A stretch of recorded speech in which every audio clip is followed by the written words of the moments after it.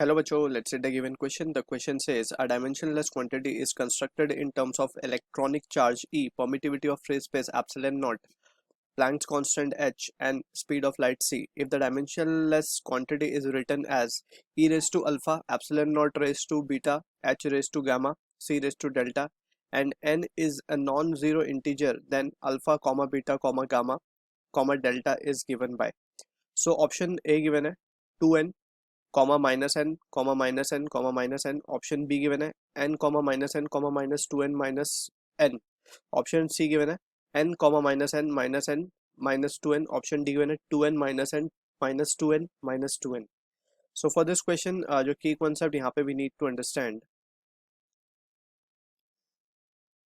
is the basic concept of dimensional analysis.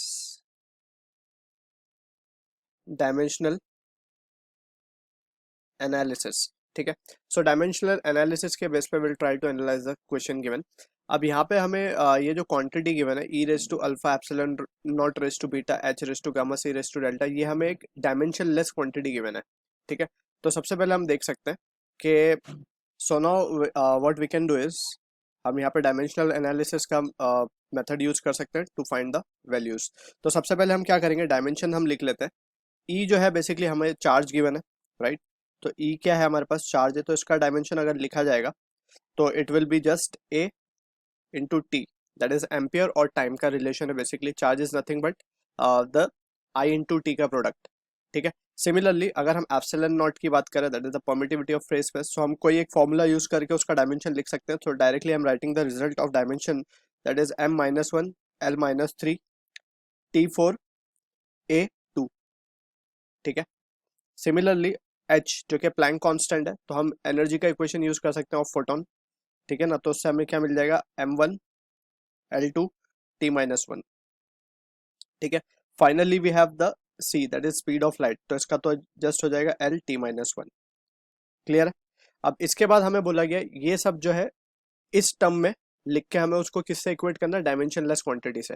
ठीक है. तो हम क्या लिखेंगे, इस तरीके से हम इसको लिख देंगे, that is we can write E raise to alpha epsilon naught raise to beta H raise to gamma C raise to delta.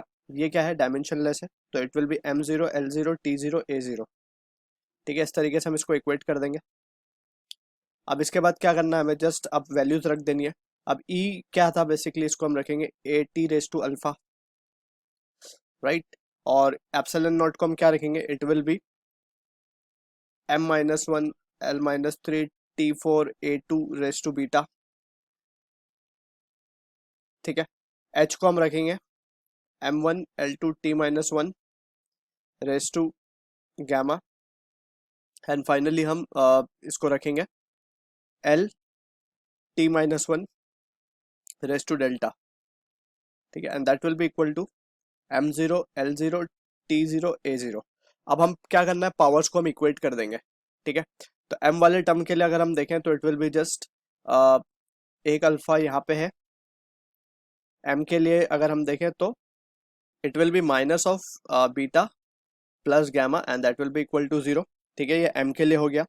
अगर हम अब बात करें L के लिए, तो it will be minus of three beta. ठीक है. और it will be plus two gamma, right, plus of delta and that will be equal to again zero. Clear है. इसके बाद अगर हम इक्वेट करें तो T वाले पावर को हम इक्वेट कर सकते हैं. तो T के लिए it will be alpha plus two gamma, sorry alpha plus, अब हम T वाले के लिए कर रहे हैं, राइट. तो alpha plus four beta plus alpha हो गया प्लस फोर बीटा हो गया minus of gamma, minus gamma minus delta and that will be equal to zero. ये हो गया हमारा इक्वेशन नंबर वन. ये हो गया equation number two. This is our equation number three. और फाइनली फोर्थ इक्वेशन हम ए के लिए लिखेंगे, तो it will be alpha plus two beta and that will be equal to zero. अब हम क्या कर सकते हैं, सिंपली या तो हम ये चार इक्वेशन है, चार उन्होंने इसको सॉल्व किया जा सकता है, या फिर सिंपली अब हम ऑप्शंस को रख के चेक कर सकते हैं कि whether we are getting the result और नॉट. ठीक है. तो सबसे पहला ऑप्शन हम चेक करते हैं. तो ऑप्शन ए को अगर हम देखें तो इसमें हमें गिवन है अल्फा टू एन गिवन है. अल्फा 2n गिवन है और बीटा हमें -n गिवन है। तो अगर हम इक्वेशन 4 को देखें, इक्वेशन 4 से हम देखें तो अल्फा जो है वो हमारा माइनस ऑफ ट्वाइस बीटा है, ठीक है, जो कि इससे सेटिस्फाई कर रहा है ये इक्वेशन को, ठीक है ना। अगर हम यहाँ पे अल्फा की वैल्यू 2n रखें और बीटा की वैल्यू -n रखें तो दोनों तरफ 2n आ रहा है, तो ये सही हो सकता है, ठीक है ना। ऑप्शन ए या फिर ऑप्शन डी में से कोई एक करेक्ट होगा, ये दोनों को हम इनकरेक्ट कर सकते हैं, ठीक है ना। अब हमें फर्दर चीजें चेक करनी होंगी। हमें अब ये देखना है कि हमें बीटा तो मिल गया, लेट्स से बीटा हमने मान लिया कि -n है, तो बीटा अगर -n है तो फ्रॉम इक्वेशन 1 अगर हम देखें, फ्रॉम इक्वेशन वन में हम देख सकते हैं बीटा बराबर है गामा के, बीटा बराबर है गामा के, तो it is again satisfying this expression. तो option A should be the correct answer for this, ठीक है ना। अब फर्दर अगर हम देखें तो डेल्टा और इसको भी बीटा बराबर है गामा के, तो यहाँ से हम देख सकते हैं बीटा और गामा दोनों सेम है यहाँ पे, ठीक है। फाइनली हम देख सकते हैं कि गामा और डेल्टा की वैल्यू भी हम चेक कर सकते हैं। अब कोई एक इक्वेशन में हम इसको सब्सटीट्यूट करते हैं, जैसे हमें बीटा और गामा सेम मिल चुके हैं, ठीक है। तो इक्वेशन सेकंड को अगर हम देखेंगे तो सेकंड में वी विल सब्सटीट्यूट, बीटा की जगह पे हम गामा सब्सटीट्यूट कर सकते हैं, ठीक है।